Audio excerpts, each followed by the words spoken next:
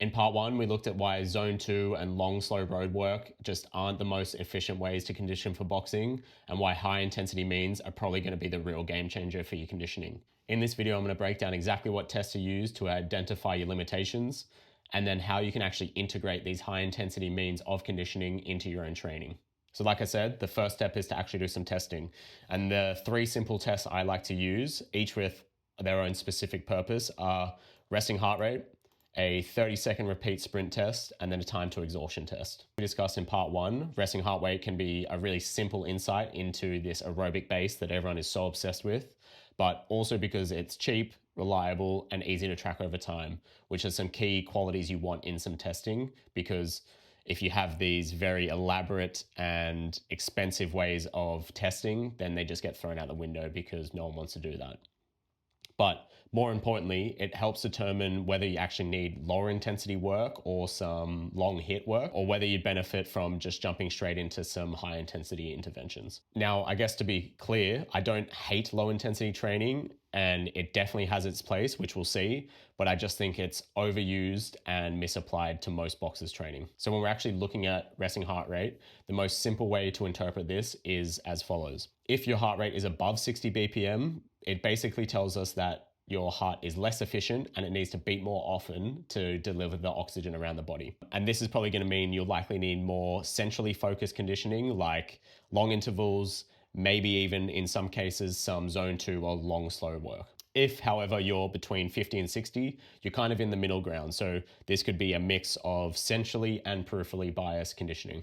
And then on the very other end, if you're below 50 BPM, then it means that your heart is effectively pumping efficiently. It can get lots of blood out per beat. So your central adaptations are solid, and you should really be focusing on these peripheral adaptations rather than the central stuff. It means that because your central adaptations are so well developed, you really need to be focusing on how well your muscles can actually utilize and uptake the oxygen that's being delivered by your heart and lungs. So jumping over into the second test, this is going to be our 30-second repeat sprint test.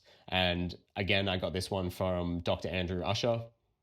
But basically it's designed to assess how well your cardiovascular system can respond and repeat these high intensity efforts. And so it's pretty straightforward how the test works. Essentially, you're going to jump on an assault bike. You're obviously going to do a little bit of a warm up just to get the legs moving, get the heart pumping a little bit. And you're going to perform a 30-second all-out sprint. The key is that this needs to be an all-out sprint, then a 60-second recovery, and then followed by another 30-second sprint. If your bike has power data, which some of the Rogue Echo assault bikes do, then that's even better because you can export this to actually look at what the power data is doing alongside the heart rate data. And so a couple of things we're actually looking for when we're doing this test is, from both the heart rate and the power graphs, is, do you struggle to hit near max heart rates relative to your training age and training history? Is your recovery between both sprints good? Is it slow? Does it need work? Does it take time to hit peak power? Can you sustain that power through the sprint and then into the second sprint? And then can you repeat your first effort? Or is there this massive drop off in heart rate and then obviously your power output if you're tracking that? So this gives us a clue into what's actually happening at the muscular level and then what we actually need to focus on in the conditioning itself. And so for our last test, we're going to be doing a time to exhaustion test. And whilst the first 2 are basically diagnostic tests to see what we kind of need to work on, this test is more of a performance-based test. So this is designed to assess your overall conditioning capacity. And as the name suggests, we're basically going as long as you possibly can, and we're progressively increasing the workload until you hit failure or essentially gas out. There's plenty of ways to do this. You can look up a million different ways of doing a time to exhaustion test online, but one of the easiest ways that I've found to work is essentially start at 40 RPM or 40 revolutions per minute on the assault bike, and every minute you just increase the RPM by 5. And so you keep going until you're exhausted or until you can't hold the RPM for 5 seconds, and that's when you end the test. And typically you want the test to last anywhere between 5 to 8 minutes, as this is a sweet spot that will stress both the aerobic and anaerobic systems. And like I mentioned, we use this as a performance-based test to basically establish a baseline, and then we also retest after a training block to see if the training interventions we used actually worked. And so now you've actually done the test, we need to interpret the results, and this is what we're going to look at. Kind of mentioned it before, but for resting heart rate, If you're above 60 BPM, then you should really be focusing on some long hit and that low intensity aerobic work or some zone 2. If you're between 50 and 60, then you want to combine both some high intensity work and some lower intensity work. If you're below 50 BPM, then you should really be prioritizing sprint interval training and those peripheral adaptations. And I can almost guarantee that most boxers, if they track their resting heart rate, they'll be easily below that 50 BPM. And so for the 30-second repeat sprint test, I'll chuck it up on the screen here. You can see you've got the issue on the left that you've identified from your heart rate trace and then the fix for it. So if you're lacking the ability to reach those higher heart rates, then you want to use longer intervals, around 15 to 20 seconds, and work to rest ratios of 1 to 2 to 3. So essentially what that means, if you do a 15-second sprint, then you'll rest for 30 to 45 seconds. If you have slower delayed recovery, you're going to start with shorter work periods, around 10 seconds, and your work to rest ratio will be 1 to 3. So again, you might start with a 10-second sprint with 30-second recovery, and then over the block, you just start to reduce that recovery. If you have power data and you're seeing that you have low power output or a slow time to peak recovery, then you'll use very short sprints, so around 5 to 10 seconds with longer recovery periods. So this will be work to rest ratios of 1 to 3 to 5. And then lastly, if you have the inability to maintain power output, this is where you're going to use those longer sprints, but because you're focusing on power output, you will also have longer recovery periods. So this is where the work to rest will be between 1 to 3 to 6. So now that I've kind of shown you through how to test and then what to look out for, I thought the easiest way to get the most out of this is to actually go through a case study.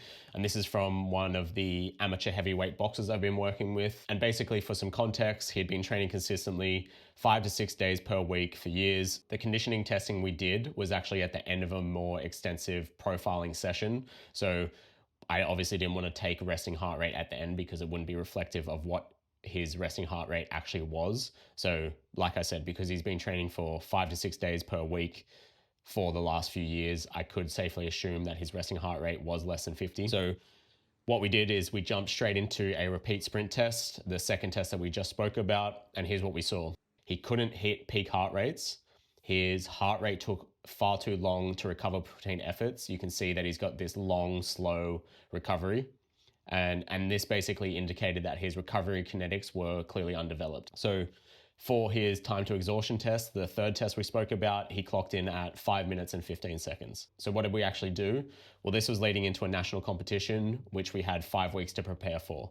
Obviously, like I said, the crux of this video is about using high intensity and sprint interval conditioning. So this is what we did. We had 2 weeks focusing on improving his ability to reach and tolerate these higher intensities.